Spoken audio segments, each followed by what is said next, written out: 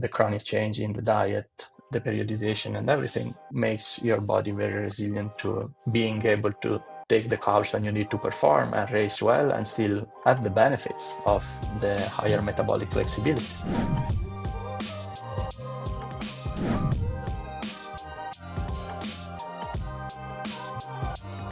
Hello everyone, and welcome to this special episode of Fuelin Sessions. I am joined by a special guest and someone who caught my attention, or has caught my attention several times over the past months and years, actually, with his scientific writing and his journey into, I guess, athletic performance and nutrition. In particular, I was sent a blog piece that he recently did. He did it on Substack, which a lot of, I guess, educators are using this time at this moment just to get their information across. And I was sent it by, I'd probably no less than 15 to 20 athletes. And there was, they said that I needed to read it. And what it detailed was a very aggressive weight loss program, and then a super detailed account of a periodized approach to nutrition for his running training. And I read through the blog, and there was two things that struck me. And I hope he doesn't get offended by what I'm about to say, but I said, gee, this guy's metabolic flexibility is pretty awful going into the experiment, and I wonder why that is. And then also, was the notion of periodized nutrition foreign to him beforehand? If so, why was that? So without further ado, I'd like to give a big welcome to Dr. Marco Altini. Marco, welcome. Thank you. Thank you, Scott. Pleasure to be here. And let's see if I can answer some of those questions. Yeah, look, probably the Aussie in me, but don't take offense. But I was struck by your lack of fat oxidation from your baseline metabolic testing, which we will get into further down the line. But why don't we, just before we get into that, why don't you give us a brief outline of who Marco Altini, and I hope I'm saying your last name right. Yeah, that's perfect. Yeah.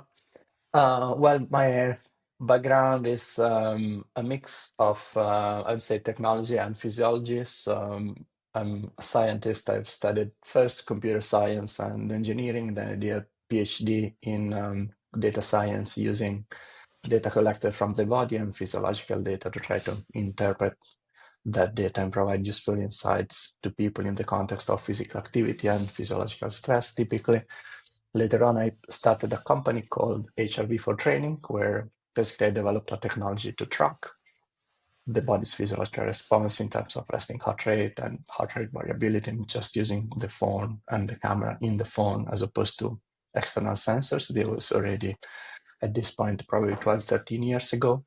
Been running that business since then. As my interest moved towards sports science from engineering, I then went also back to university and studied sports science. So I also have a degree in sports science, which I think helped me a lot to try to understand a bit better how people are using these tools in applied settings.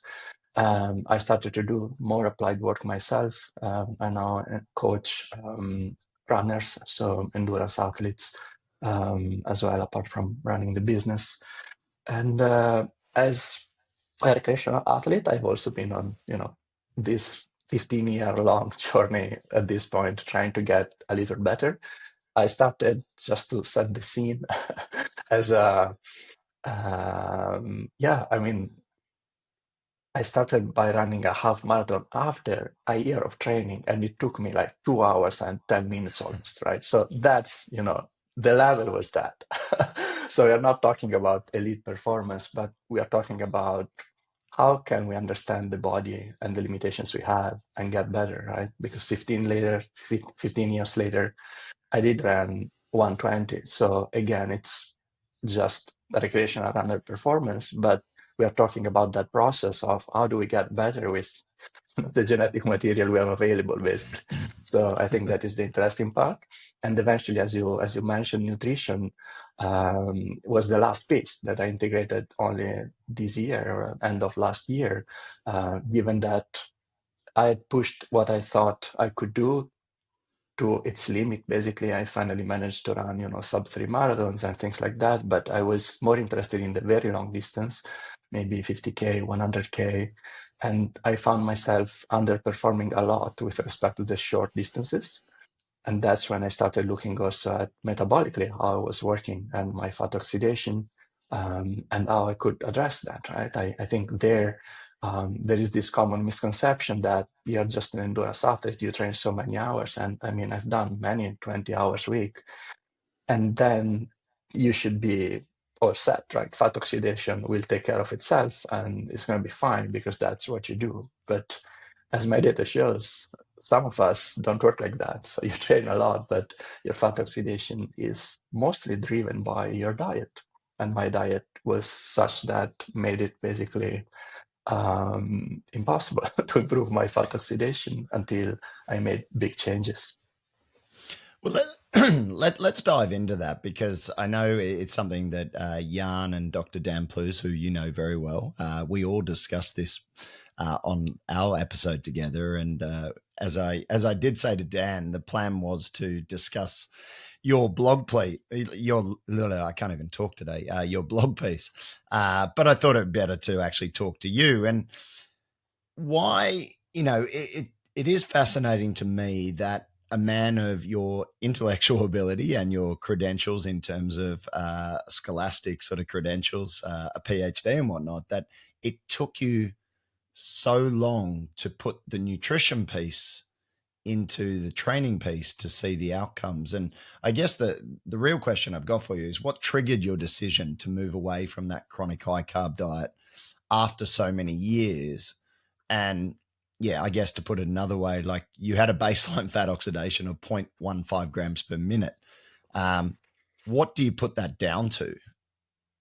Yeah, so I think it must be a combination of the diet and my physiology, my genetics, and what it is, right? What I mean is that my diet wasn't even bad, it was just high carb, right? So still I would eat, I would say 2 out of 3 meals would be very similar to what I eat now. It would be, for lunch a salad with some protein, and for dinner also some protein and lots of vegetables, and then, some fruit here and there, like the basics.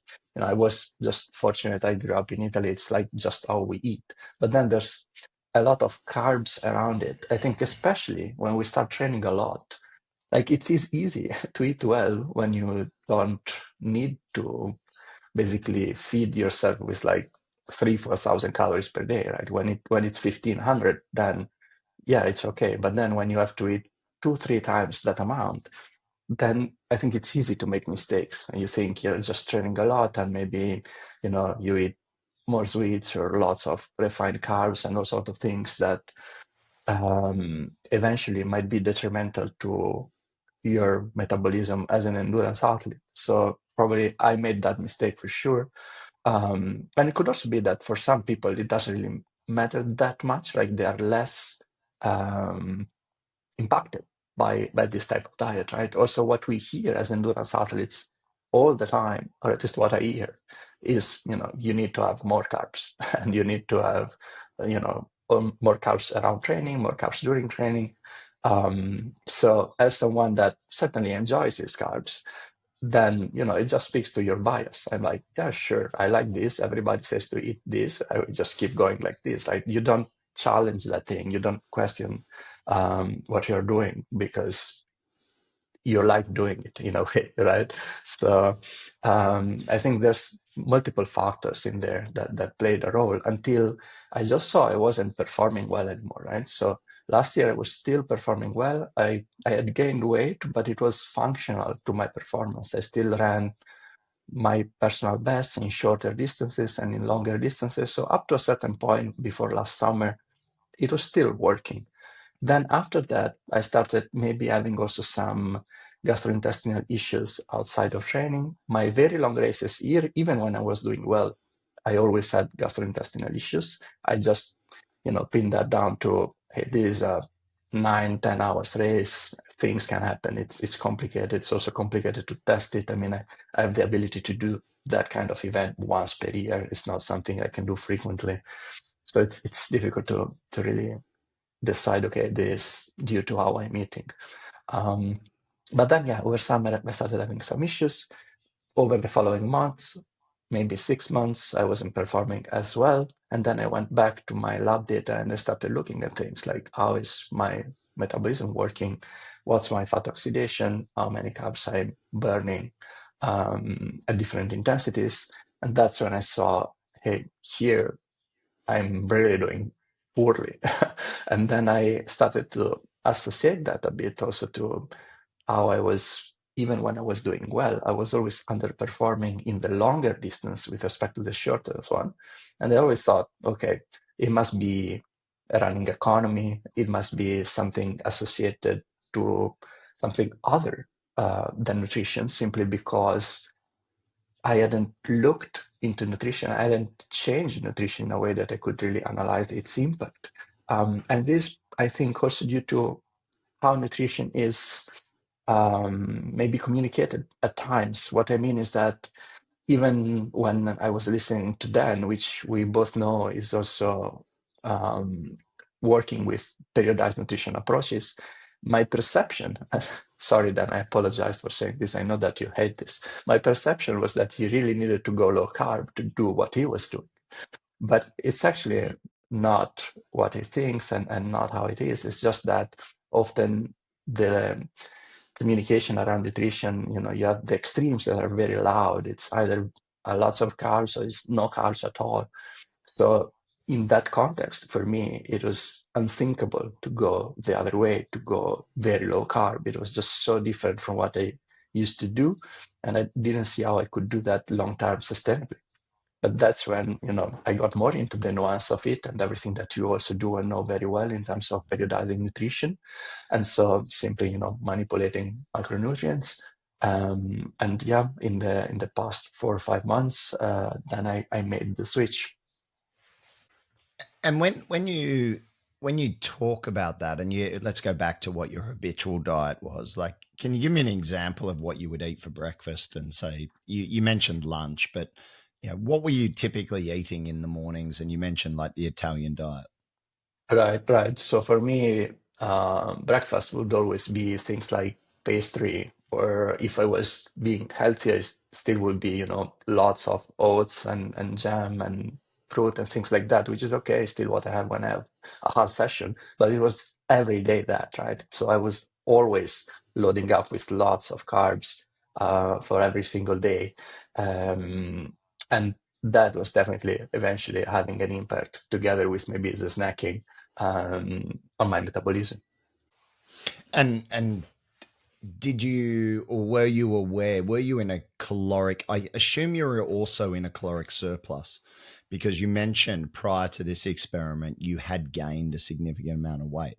Where do you, like, how much of that do you apply to also reductions in, say, your metabolic flexibility in terms of fat oxidation versus carbohydrate oxidation? Yeah, I think this is very really the interesting part, and I'm fortunate that I had tested all combinations of these in the past, meaning that I've been the weight I am now, I've been 10 kilos more, I've been again this weight on a periodized diet, I've been this weight on a high carb diet. So this is interesting to me because a lot of people will read the blog and will say it's just the weight loss maybe that made the changes. But I have been this weight or thinner than this while eating high carb, and I was in the lab and I tested, and my fat oxidation was zero. Like it was really non-existent. So it was not about just body composition, it was about what I was eating. So that's why for me the weight loss part was not even interesting. It was like, okay, I see that what I did in these past 2 years, in which I got stronger, was right, a lot more muscle mass and everything, worked up to a point for my goals and ultra endurance events, and then it stopped working. So let's try to change and go back to how I was before 2 years earlier. I was, yeah, I had different body composition. I was lighter. So I said, okay, let's take 2 months to do that. But then while I was doing it, I got interested in nutrition more and I switched to periodized nutrition. And that is really how the metabolism and the fat oxidation changed. Because again, I was already thin in the past and I was in the lab and I was just not, and I was performing also well. Like that's when I did my best marathons and everything, but still it was a struggle. I was always fading in the second part of the race.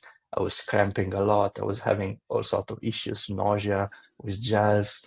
Like it was like I obtained the results in a way, but it was a real struggle.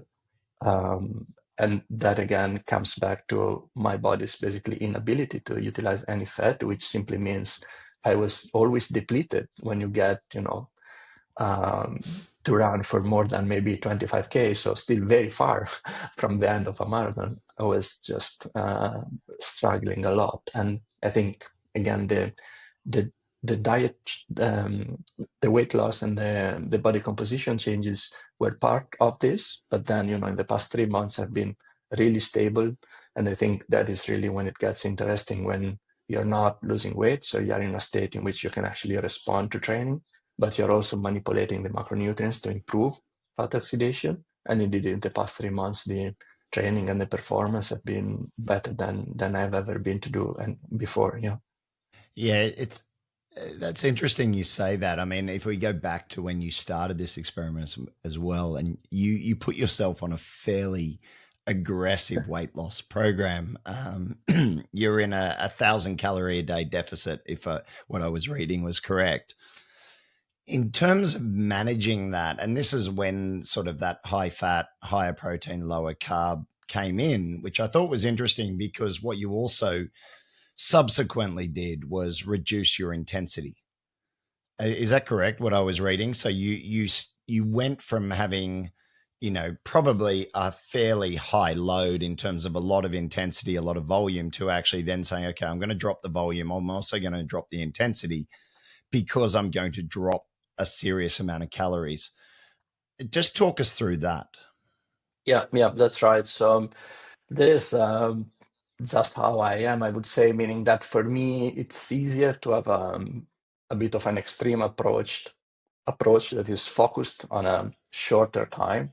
So I thought, okay, let's just drop 10 kilos in 2 months because I did it in the past before. I did it 2 years ago. I did it like 4 or 5 years ago. Like sometimes I know that if I really focus on this, I can do it in a short time and then I go back to training well. But when you do that, obviously, it's hard, especially the first 2 weeks. I would say the first two Yeah. weeks are the hardest, maybe because you get to a point where you're basically not used anymore even to feel the cues from your body, like hunger or your stomach making some noise because it's time to eat. Like we are always eating and snacking, especially when we train a lot, we're always eating, so there is never a moment in which you're actually hungry. So you go through that phase again, right? You're cutting a lot of calories, so you start to feel that your body makes so much noise and it's so hungry and it's a bit fatigued. So at the first 2 weeks, there's quite some fatigue, and I think we need to adjust for those things. Like it's not possible or simply not a good idea, I guess, to power through and try to do what we were doing earlier because the body needs, its time to adjust, and we are in a caloric deficit. We cannot really make gains from a performance point of view. So I adjusted accordingly, but without really planning this much. It was mostly going by feel. It was like, okay, I'm feeling very fatigued. I do what I can do. So I would still maintain my structure, do some longer days where maybe there was more hiking than running, and then I would some interval sessions would be shorter interval sessions, but still maybe some top end spin, the things that don't require that much energy after all. And then the other days I would always go out and do my running, but adjusting to what I could do in these different phases, which was still, I would say, pretty decent. Maybe I was running, I don't know, 100 kilometers per week and doing a hard session and a long run. It would be okay. It wasn't that I was really training little. It was less than my usual, but it was okay. And then it's really a couple of weeks. Then I think everything starts to work better. I kept it going then for 2 months, but I didn't feel fatigue or anything after the first weeks. I think this is also how it happened in the past. I think at the beginning it's a big change from the body for the body, but then you sort of adjust. And Yeah. once I was more or less where I wanted to be, I just stop the deficit and just work on the macronutrients. Yeah, I think it is. I mean, again, it's interesting hearing you say that, and it's something we talk about often with athletes at Fuelin. It's be like, think about your purpose, and what you described there was perfectly. Your purpose was weight loss, so you accepted that the reality was that training was probably going to suffer. And I think too many athletes get in this sort of, oh, I need to lose weight, but I also need to train, and I need to train at the same level that I have previously trained, and I'm not going to give that up, even though I'm going to go into a fairly aggressive weight loss. And then things start to fall apart and they start to wonder why. And it's like, well, pick your lane. In terms of that, I think it is really important that the nutrition, again, supports the training. And probably in that way, the training actually supports the nutrition in this sense. Like, it's not often that it has to happen, but I think that, like, if you are going to go into 1,000 calorie deficit, and I truly would not recommend that to many people, the 1,000 calories, just given that most people don't cope probably nearly as well as what you do or have.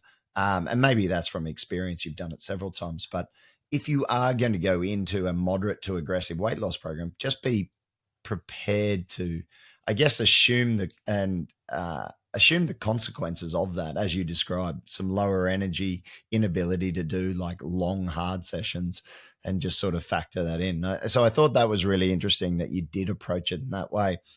When you were doing that 1,000 calorie deficit, what was your grams of protein? Well, you were logging everything meticulously through Google Sheets, I saw as well, correct? After a while, yes. So I started after a while. I have to say that I started at the beginning without any logging, just by feel, basically. And then I was weighting myself, right? So I needed an output, like to see what I was doing, how it was going, right? So the Yeah. scale, I was using it.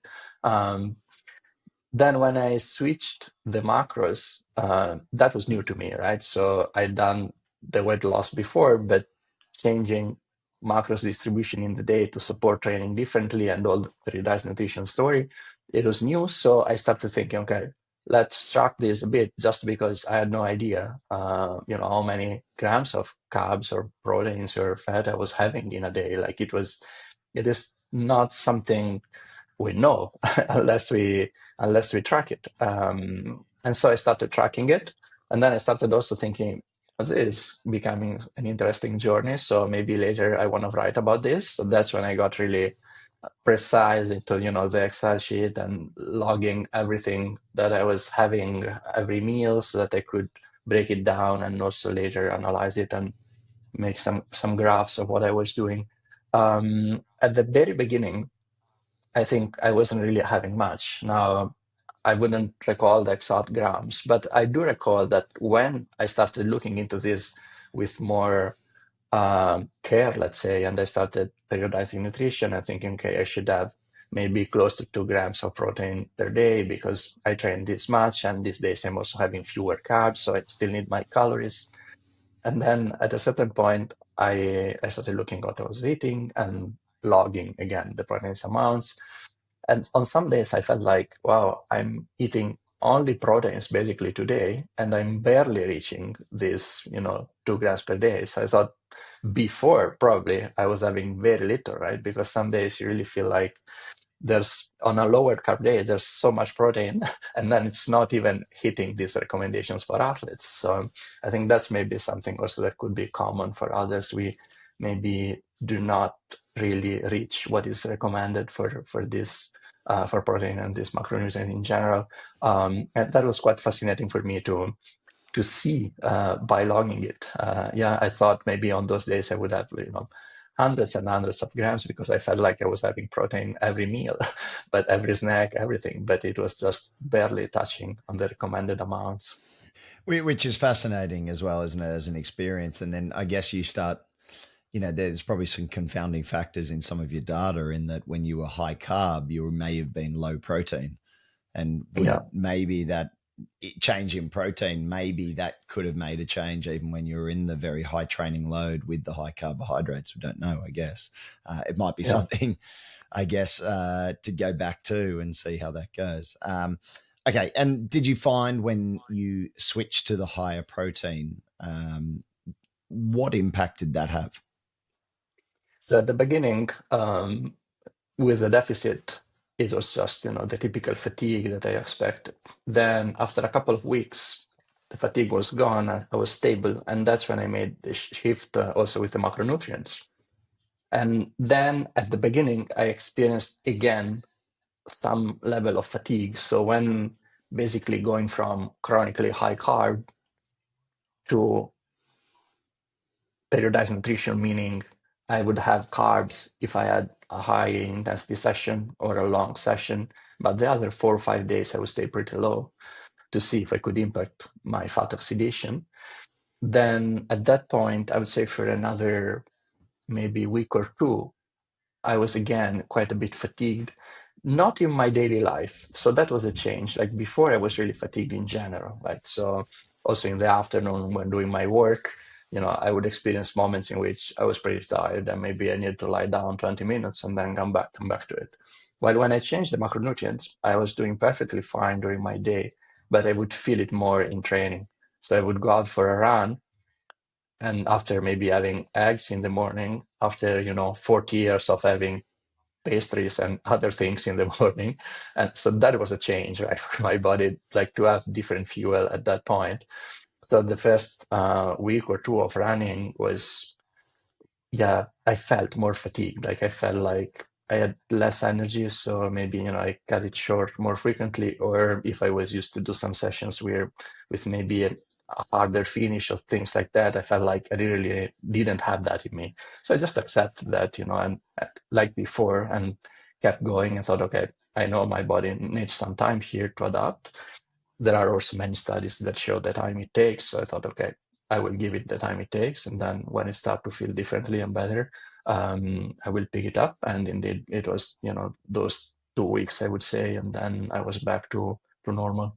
So you, in your experience, you felt like it was around that couple of weeks where you're on this sort of reduced carbohydrate, reduced training intensity, and then after that 2 weeks, you started to feel a change in yourself. And then what? How frequently were you sort of assessing yourself? Was it at sort of every 2 weeks you were going back into the lab, or were you sort of waiting for a sort of an 8 week block?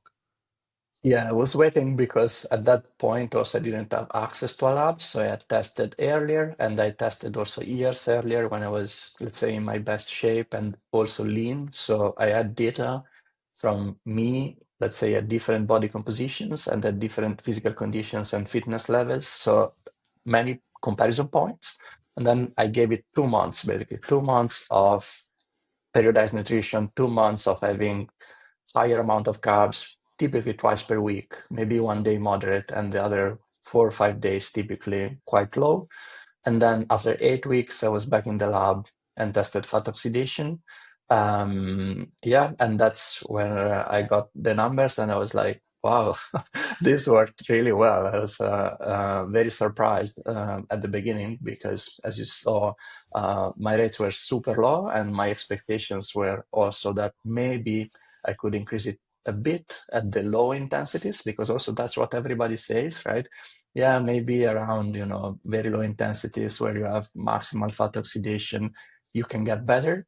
But then, I saw that almost at marathon pace, I was burning now the same fat that I was burning when going for a easy jog. So it was staying, it was still there when going at higher intensities, and that would allow me to race while sparing so much glycogen. And eventually that's what I did. Like I was racing just last week for the first time since then, and it was the best race I ever raced. So I think those kind of things, the way I'm not depleted anymore just after 20K, but I can go on for 50 and pushing near my limit, is all due to having changed the diet.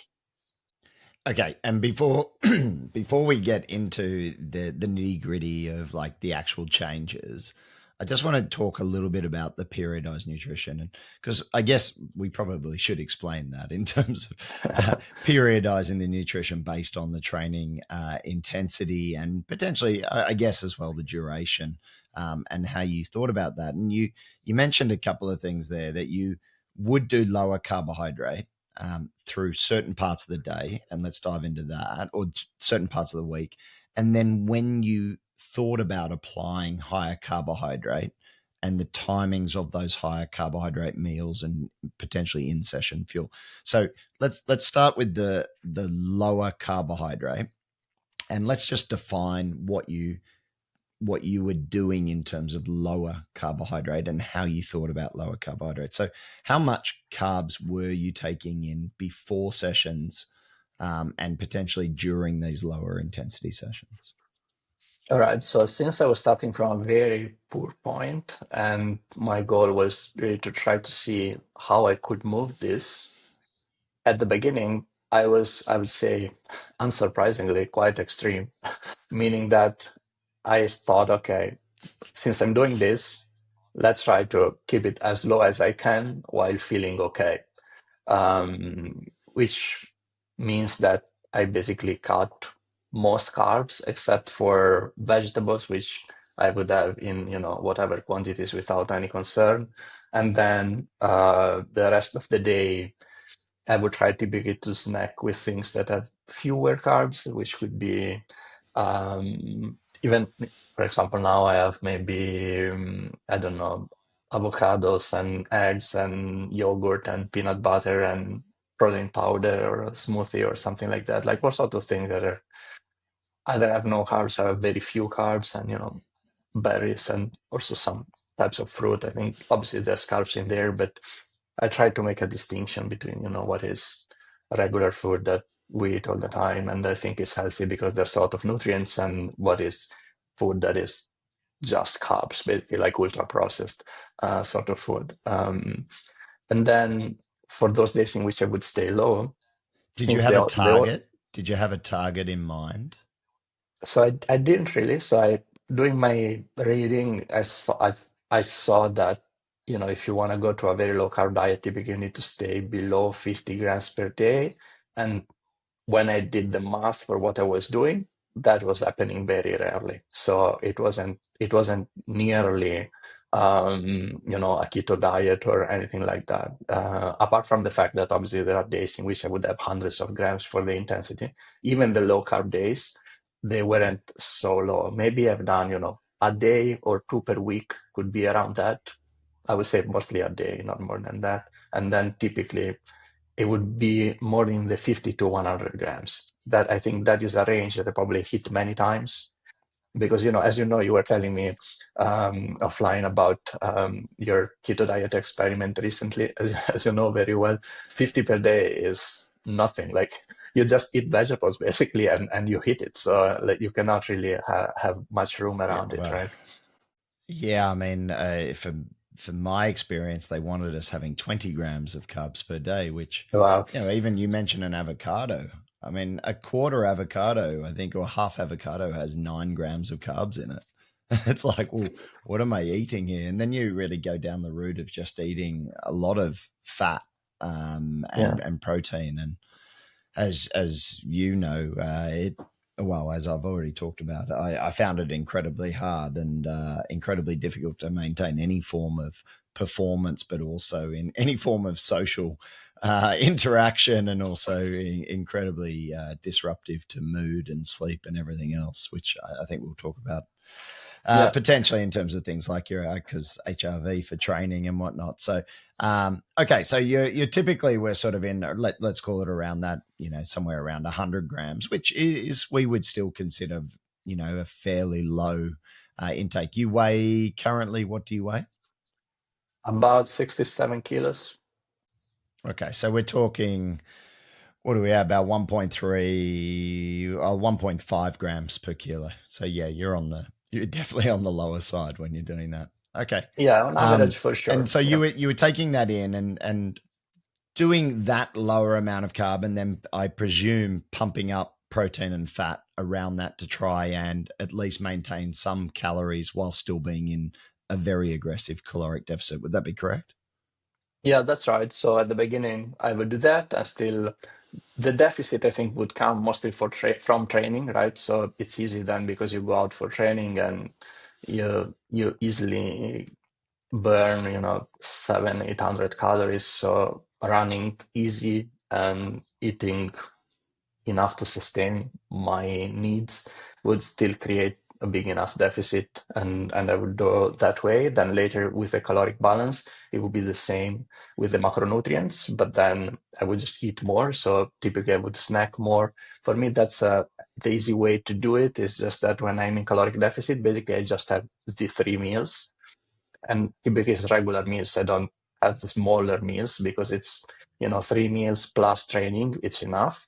But later, then I would also snack a lot, like I do now, to maintain the weight because otherwise you are always in a deficit. So removing the snacking is typically how I go into the deficit, and then of course I don't overeat, but that is okay. And in these days in which I would stay low, I think what I was trying to do was basically to be in a more chronic state in which my body is used to lower amount of carbs, so that in training also I would basically rely or push it to rely more on fat, right? Because if I'm having carbs in my diet, I think it doesn't really matter if I train low, right? I think that is maybe a common mistake. Typically, people have a very high carb diet, and then they wake up and train without eating, and they think they are really working on their fat metabolism. And I don't think that is necessarily the case, because if you are always eating high carb, then that session will not really matter. Actually, the other way around might work even better sometimes. So you are chronically eating fewer carbs, and then you could have actually carbs during your training, and still your fat oxidation would be developed more. So I think there are multiple studies showing that actually carb intake during training does not impact negatively fat oxidation. I think you also sent me one of these. And then I think these things are important to remember, because otherwise we tend to overdo it. We eat lower carb, then we don't eat during training, and then we just spiral down into this negative loop in which we continue to underperform. I think the goal is not to eliminate carbs, is really to use them in a different way, so that your body develops this metabolic flexibility. So your fat oxidation improves thanks to a diet that is chronically a bit lower in carbs. But then you can use carbs for the high intensity days. You can use them during the low intensity days, maybe just not before training, but during training. And there's multiple ways we can use that. Well, I think it's funny the way that you refer to like chronically low in carbs, because I probably wouldn't refer to it so much as chronically low in carbohydrates. Again, I would think about it as the amount of carbohydrates required to impact you as the individual based on what you're trying to achieve. And so I guess, like, even you referring to some of I think the misconception with people, like you said, is, oh, I can eat whatever I want, and as long as I do a fasted training session, that I'm going to improve my fat oxidation. So no, it's not. It's not going to happen that way. And as you said as well, you could be, you might be in a glycogen depleted state, maybe from training, even though you are eating fairly high amounts of carbs. You're just taking in those carbs at certain periods of time. But even consuming carbohydrates during the next day session, especially the morning session, it may not even have an effect on fat oxidation. Plenty of those studies that we're seeing recently where they've done, slightly delayed carbohydrate feeds after, say, an overnight sleep, which they class as an overnight fast, which I find interesting, and still seeing really, impressive fat oxidation numbers. So I guess when I hear you say chronically low in carbs, maybe it's chronically low compared to what you actually required. Would you Yeah, agree with that? Well, do you think you were over consuming carbs based on what you were doing, and that was having the negative impact on, say, your metabolism?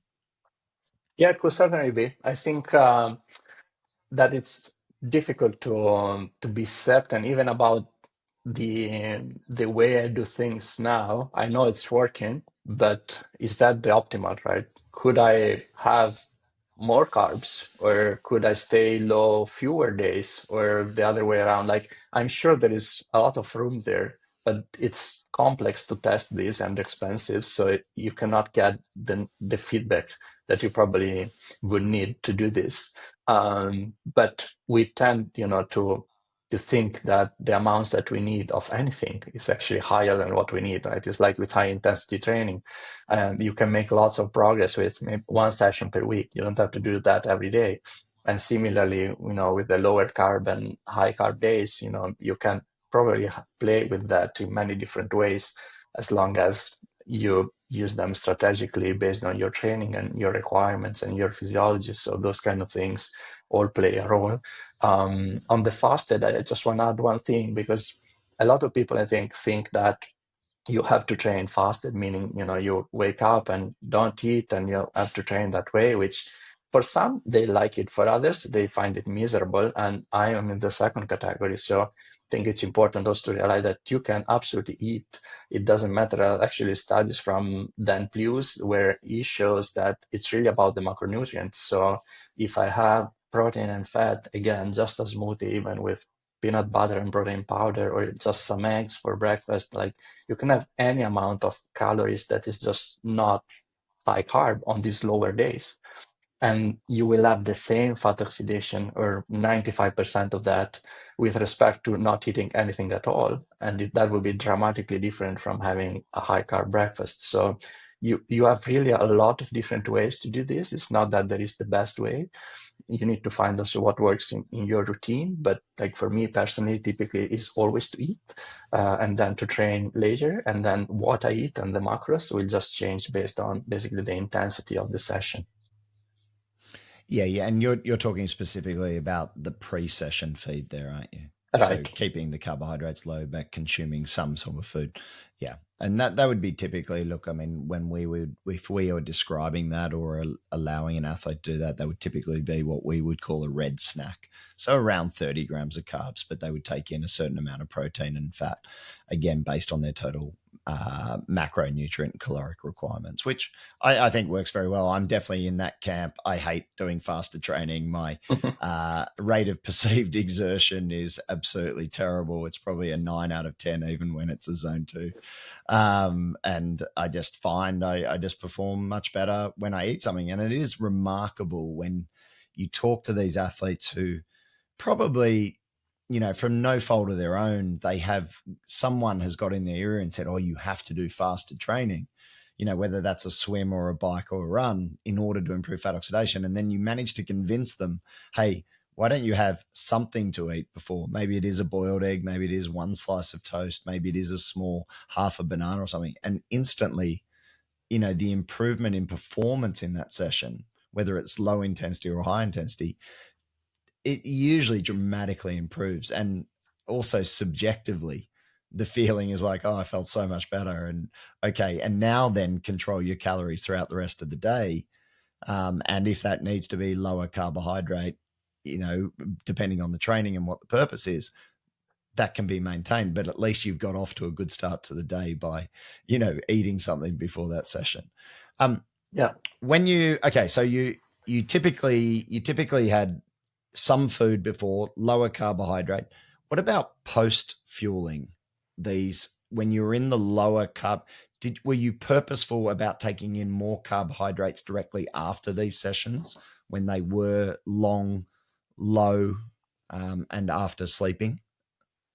Yeah, I would say not necessarily. So on the lower carb days, I would still maintain a diet with fewer carbs before training, during training, after training. If it was a very long day, then I would have more during, right? So I would have, maybe I was on a very long run hike and I would have dry fruit and things like that during the run. But then after, I would revert back to having, more protein and then fewer carbs. Again, I don't mean that this is the way to go. I just meant that for me, practically, was easier to think it this way and to do it this way. So I would just try to focus on the macros and staying lower for a couple of days per week. And then for the high intensity, I would do otherwise. And that was how I structured it, to see if it would bring changes.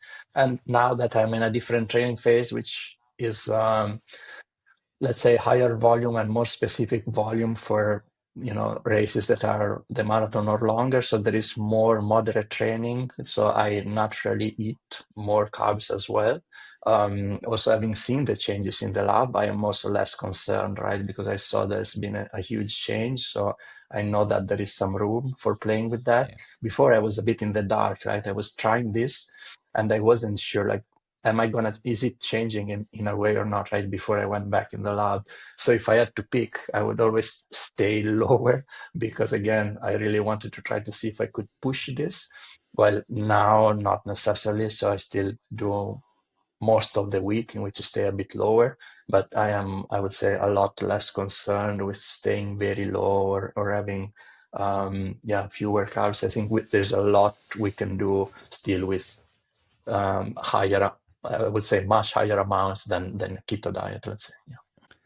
Yeah, it's funny when you say that as well, and like I know a lot of people probably listening, traditionalists, especially those more in the dietetics point. And I've talked to Dr. Alan McCubbin and Megan Foley, who both work with me at Fuelin, and you look at the guidelines for what you're meant to consume after a session, and what you've described there is so far from the guidelines. Yet, if and it's for a short period of time, but you're also manipulating it by having higher carb at other points in time during the week. And I think this is where the guidelines fall down, because it doesn't actually take into account the duration and the intensity of the sessions throughout those 7 days and across, say, the 30, 31 days of the month.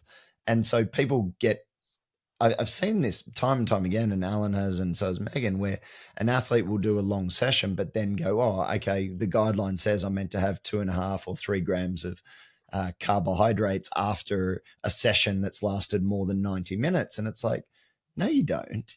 You can have a period of lower carbohydrate in order to meet your needs. You just don't want to do it for a chronic period of time. And again, the difference between women and men, yes, I think we all can say that there is physiological differences, and that women probably don't cope as well with that chronic period of lower carbohydrates, and in particular lower energy.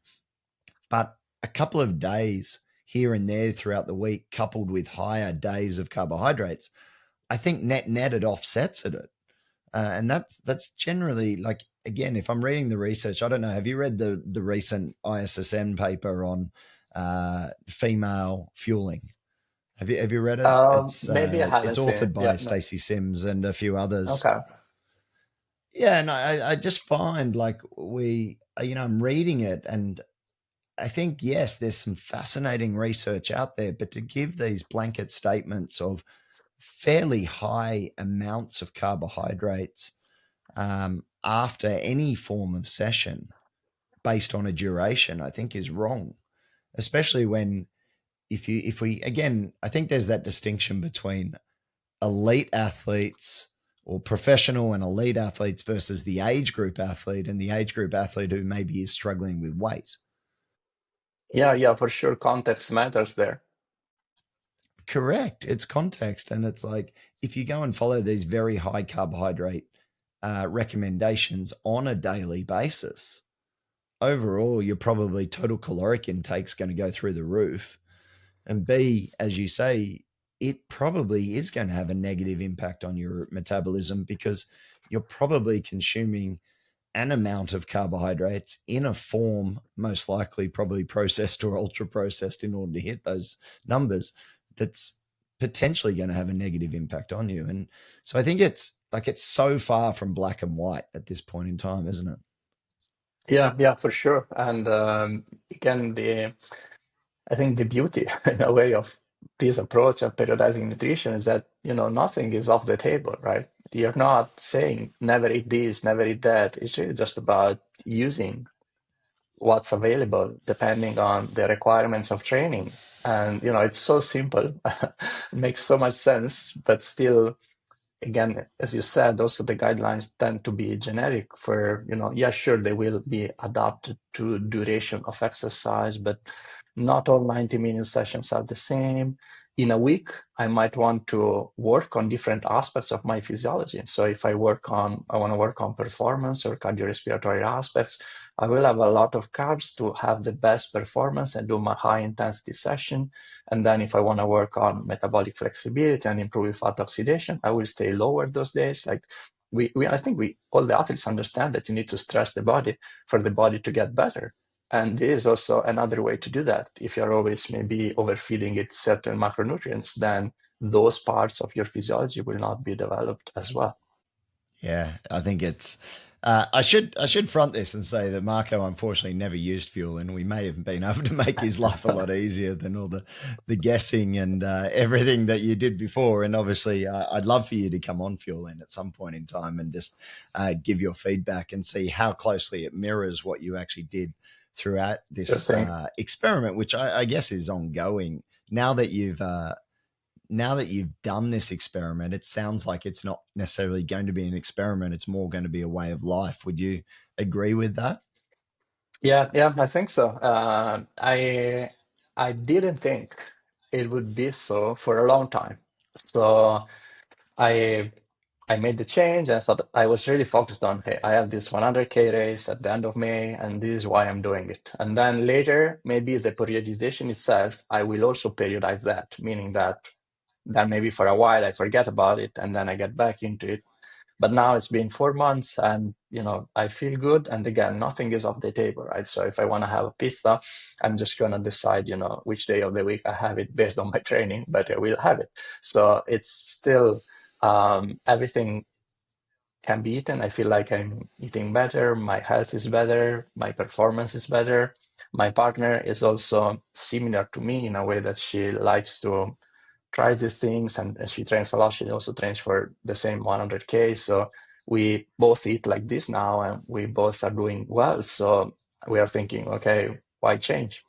It's funny that you say that you nothing's off the table. I love that. It's probably a very good trademarked phrase because I think that's what I found most difficult with something like a ketogenic diet and or even a very low carbohydrate diet, you know, because suddenly something like sourdough or a pizza with the family or a burger or whatever it is that, yes, you're not going to eat on a daily basis, but when you want to have something like that, you should be able to eat something like that. Again, if it fits within your training calendar or your training schedule and also fits within your macronutrient and your caloric requirements. And so I think, again, like being able to manipulate someone's nutritional intake around their training that allows them to have that flexibility with eating, as you say, a pizza or something like that. It's just such a better approach. Certainly, in my opinion, it sounds like in your opinion as well. Yeah, certainly agree. Um, with your high carb, so you mentioned that you did manipulate carbohydrates around your higher intensity, and you mentioned then that you would always eat something beforehand, even for the lower intensity sessions and with lower carb. How did you structure your higher intensity, longer duration sessions? Just talk us through sort of how you approach carbohydrate intake, potentially with, did you look at the day before? Was it only the day of?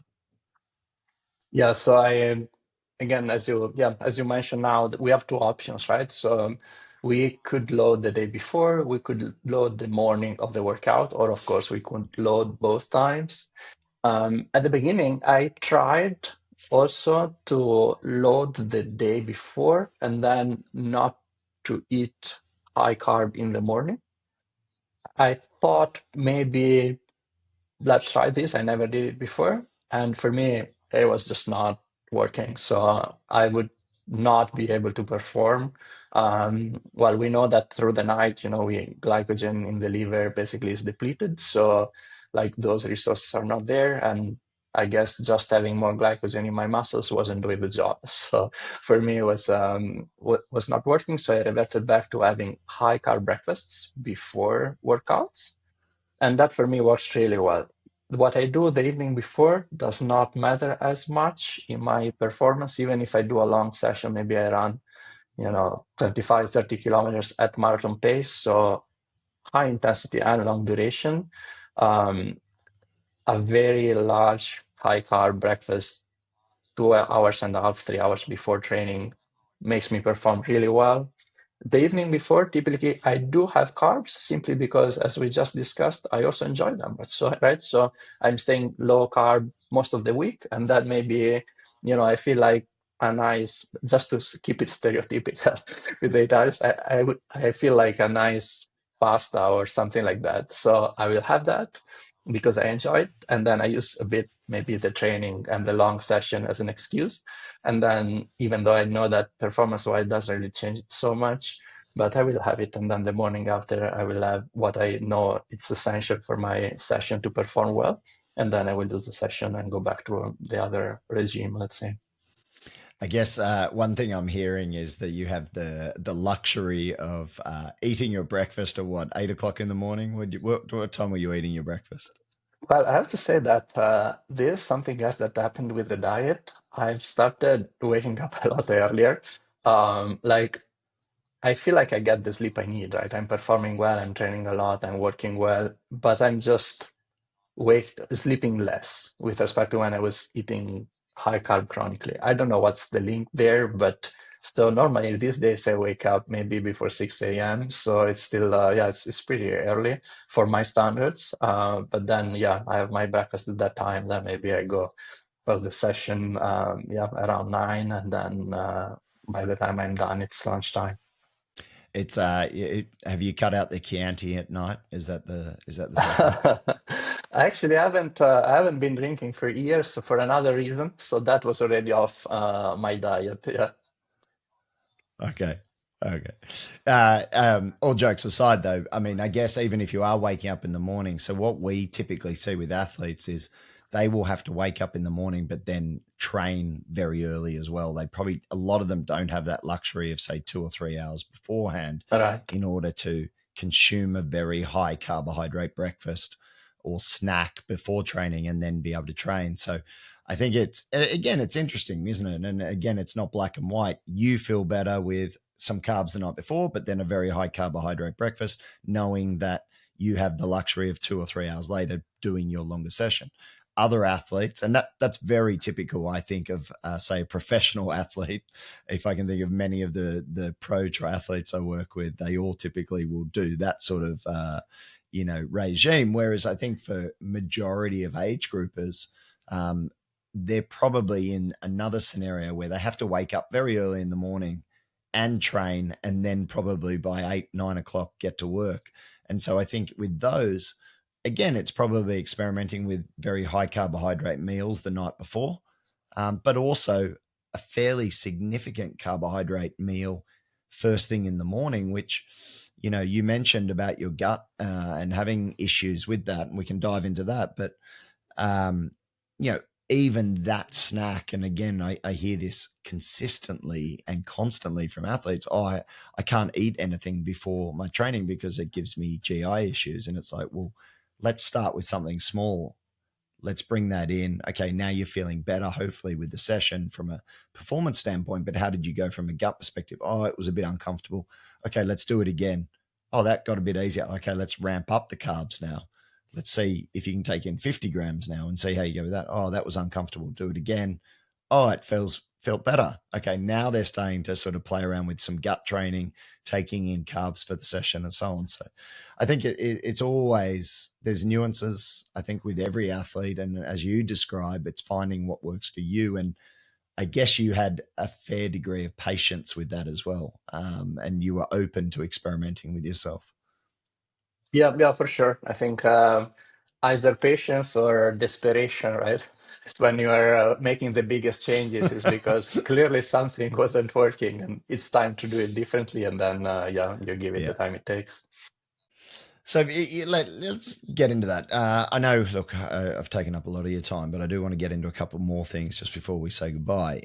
If we go through some of the numbers before, like high carb diet, fat oxidation at a fairly, I would say, a moderate pace, 5.43 kilometer minute kilometers, which again in miles would be, oh God, I don't even know my miles. I should have probably converted that, but it was 0 0.3 grams per minute.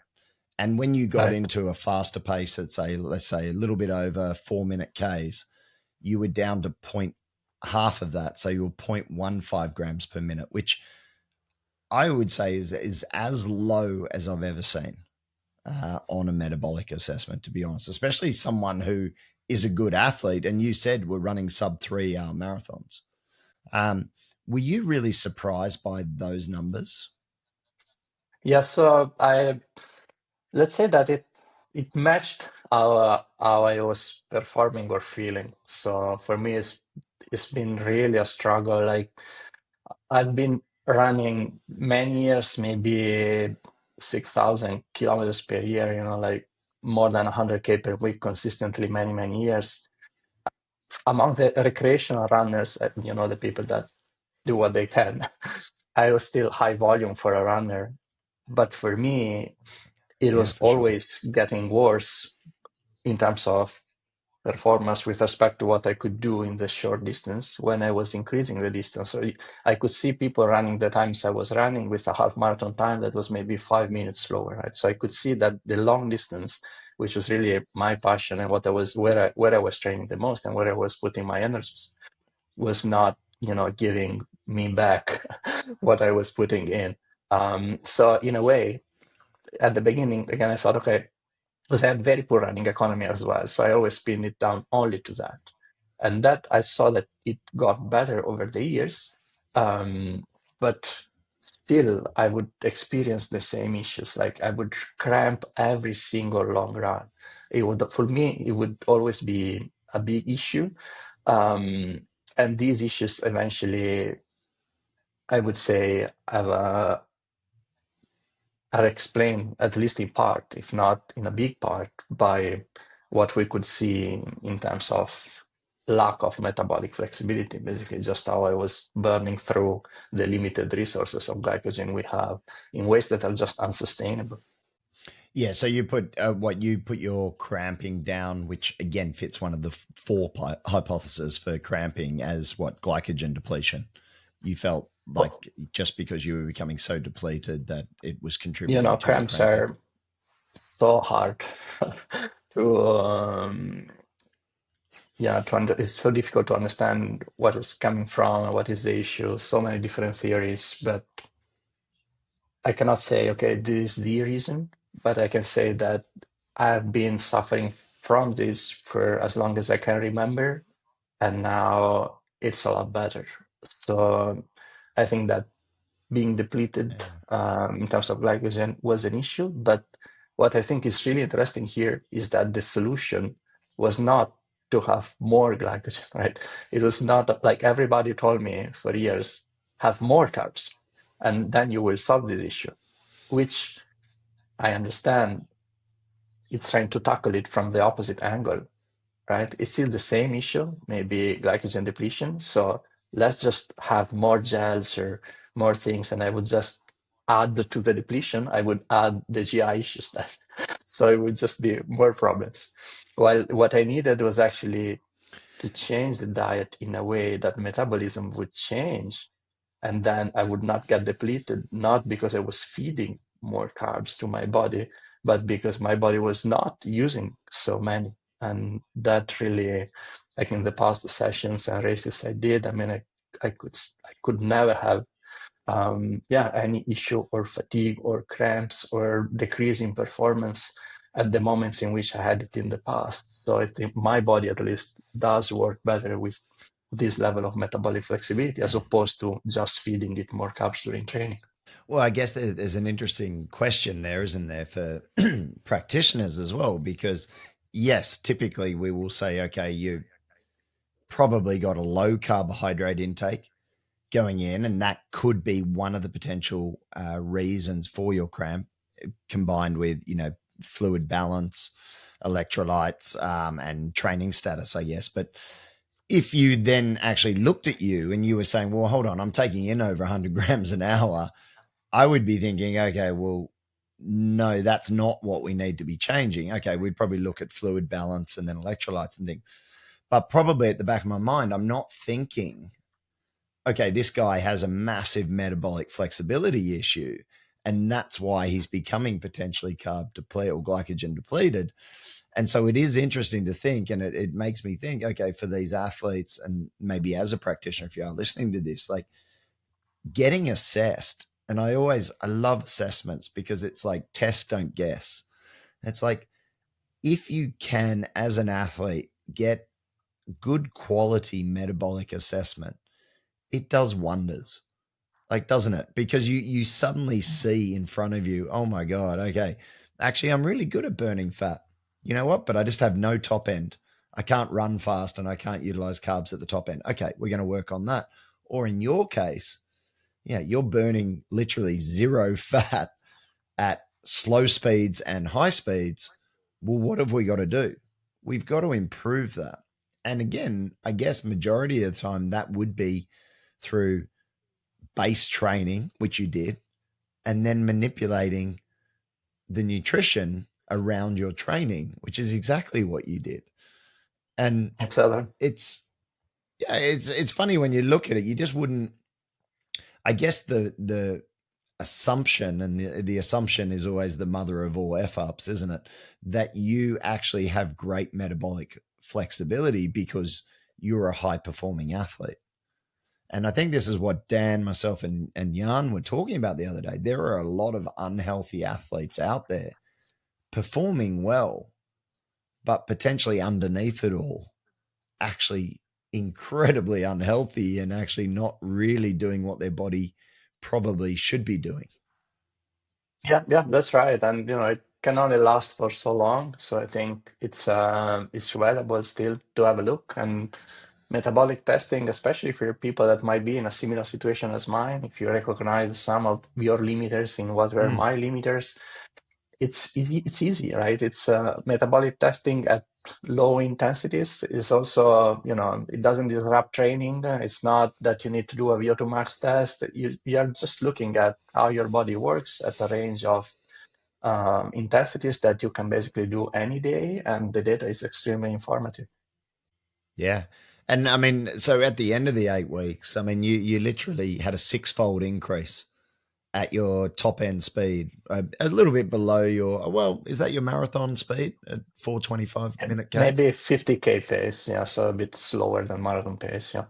Okay. And you had a six-fold increase, which is fairly remarkable, that you can change it to that. When we saw that fat oxidation number bump so much, did your carbohydrate oxidation number come down? Yeah, so I would say it's natural then if you're burning so much fat and you still need a certain amount of calories basically at that intensity that you're burning. So fewer will come from glycogen, and that is great because that's how you're sparing it.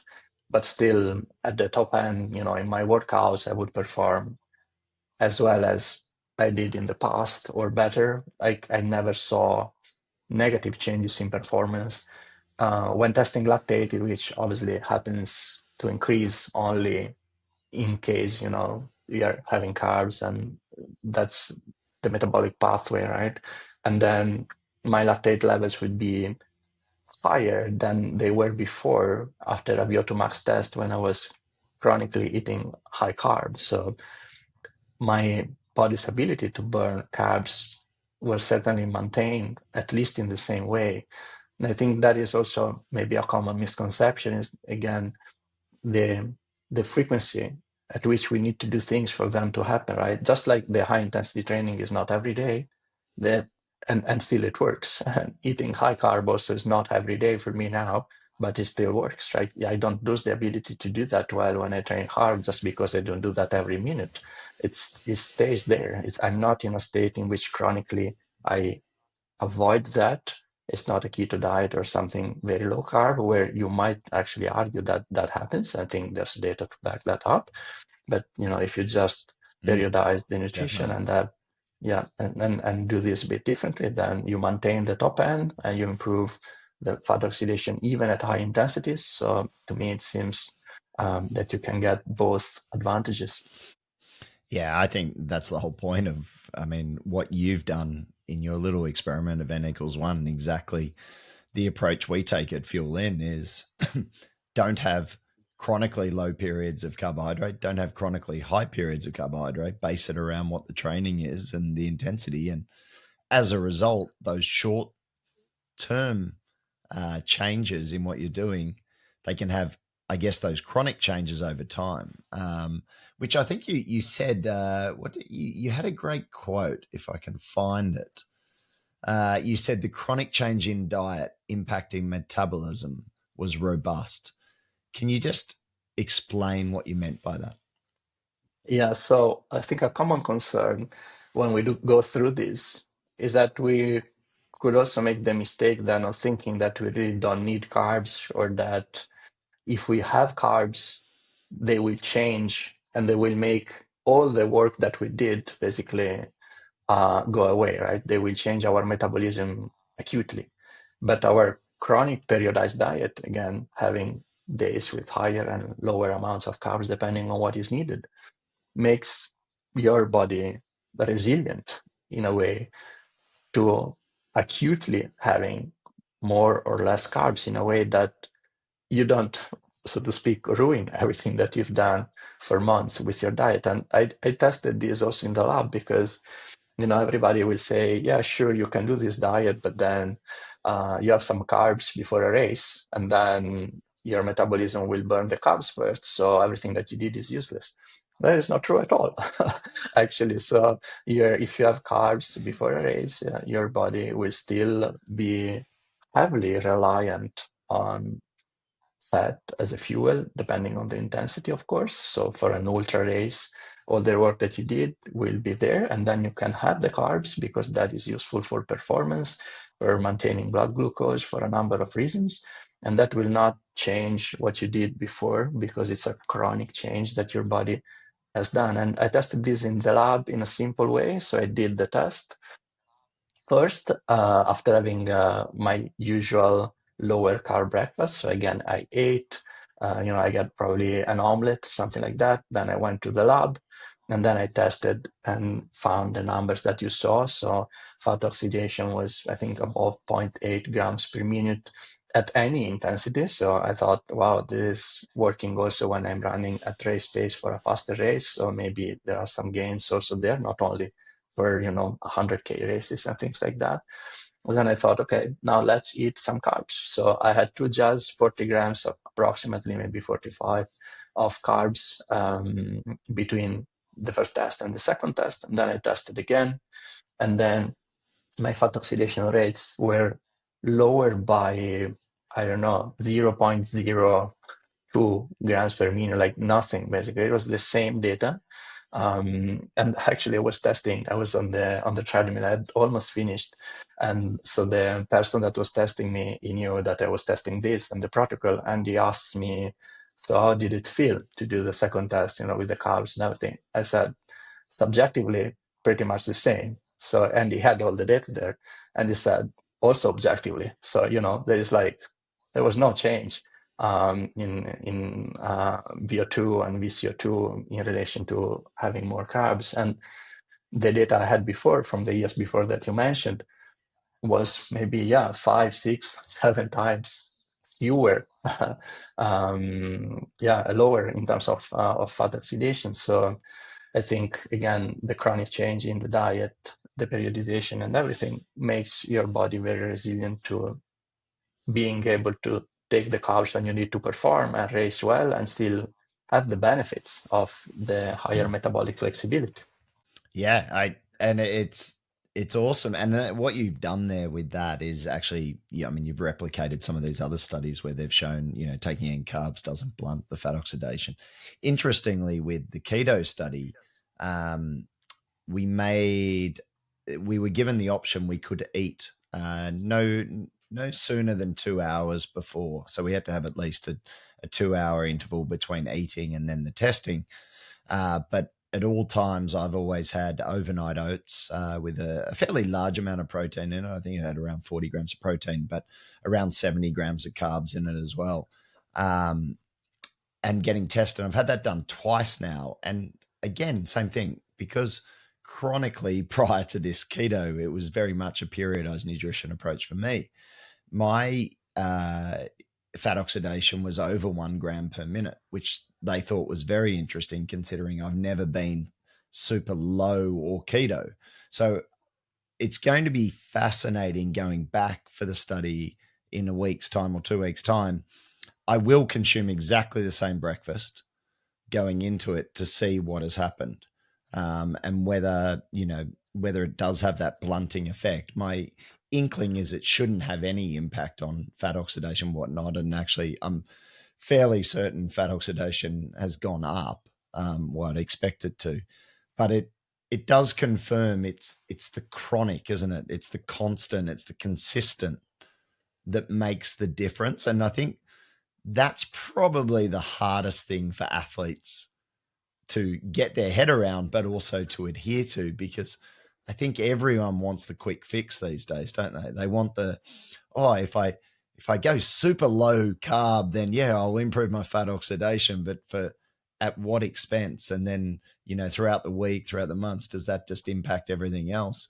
Or in your case, you go super high carb all the time, and then that has a negative impact in other ways. And I think, as you say, like it's putting the work in training, the work in nutrition, that ultimately reaps the rewards. Yeah, yeah, I certainly agree. I think everything is very nuanced, but the two go together. And once we put in the effort and do it well, I think the body responds the way we actually expect it to, and we know it's consistent also with published literature and everything. So those things are also the things that I could see in my own physiology, and then led to the benefits that I could experience. Yeah, no, I think look, it's a fascinating blog. We will include the blog piece in the show notes for everyone to read, because I think you've done such a great job at detailing it. I like the way schematically you sort of outlined how you do it. I think when we think about it, in Fuelin, I think we've worked out there's about 110 sort of calculations that go into working out whether it's a red, a yellow, or a green meal in terms of carbohydrates before meals. You certainly simplified it in a very, I think, a very sophisticated way. So congratulations to you. And I think, as a starting point, look, if you are an athlete and you're not willing to dive into something like Fuelin initially, certainly read Marco's blog and have a look at the way he outlined how he approached fueling. I think it's very, very clever. What's next for you? What are you planning on doing? Well, I would say diet-wise, to stick to this and see what I can do. I'm very curious to see also if, those 2 months where the changes were so large is all there is for me. Or maybe if I do it for a year, then maybe I can get closer to, your rates of fat oxidation even that could benefit positively what I can do for a very, very long race. So those kind of things interest me, like what happens in those cases, and maybe also getting to the lab after one of those 1, 2 days of very high carb intake to see what is the impact also there, which is a more like a race situation, which I know from experience now that I just raced that metabolism clearly still works very well. But I would be curious, to see the numbers and things like that. And then I will keep training and racing the long distances and see how that goes.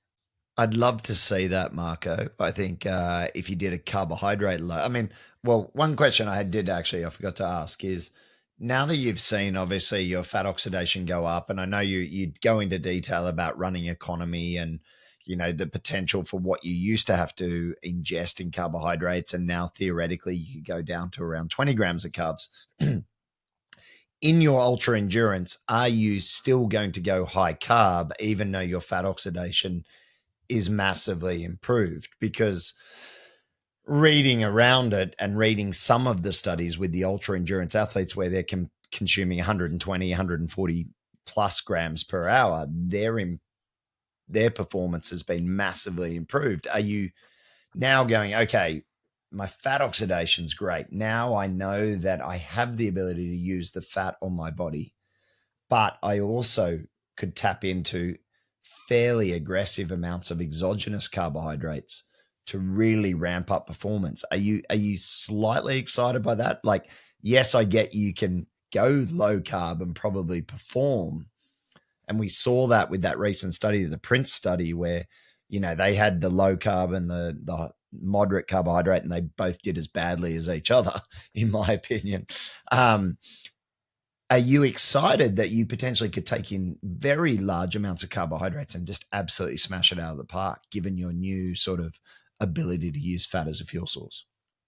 So I think that this comes down to limiting issues in terms of GI.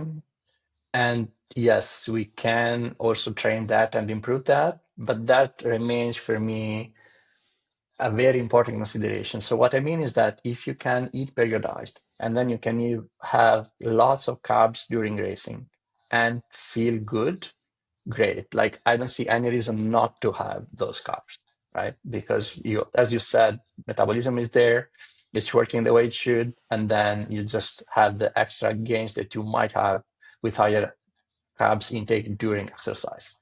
For me personally, given history of GI issues, nausea, and everything, I am more cautious. So I'm more like, where can I get this to so that I feel good, perform good, and the amount it comes out as carbs per hour? I don't have a goal. It's more about how I feel and how I perform. If I feel like I'm fading in a long race, then maybe I'll think, hey, could I not fade by eating more? But if I'm not fading and I'm feeling good, then that is already my limit, because the way I pace it, I could not possibly going faster than that based on my limit. So it's more about how it changes during the race. So I just raced a 50K last week and I had maybe something between 25 and 30 grams per hour, which is on the low end. But, for me, it worked really well. But a 50K is short also, I would say. Like it's on the road. So yeah, hilly roads, whatever, but still, we are talking about not a long time. 100K is different. So I have that in a month and I'm curious, like if I go with a similar amount, but I fade and my GI feels good and my legs feel good, then I know I could work on having more carbs. Doing exercise, if I don't fade and everything feels good, I will not feel compelled to have more. So I think, I try not to follow like the absolute goals and targets, but really to see how I do, how I respond, how I feel, and then I take it from there. Yeah, I love it. Look, I think, as you say, it's a personalized approach, and you're certainly pushing the limits. I think in what your body is finding out, and I think I'll certainly keep track of your blog and see how that goes. I feel like I have to offer that we try and help you get that up and see how fast you can go. I feel like you're sort of halfway there now. I think if we could resolve these GI issues that you talk about and potentially get those under control, then that, if we can maintain what you've achieved to date and then get you consuming potentially more carbohydrates in these race sessions, in training, and then obviously in the races, and not have the GI issues, then I'd love to see just how fast you could potentially go. So Yeah. maybe we'll put that down as a side project and see how it transpires. All right. I Um, appreciate that. Pleasure. Right. Anything else that you wanted to add just before we sign off? Yeah, no, I think this was a good overview. I think if anyone is curious, I think a good idea is to get to a good lab, get tested, and see what comes out, and if you can also use diet to improve your endurance performance. Yeah, perfect. I love that.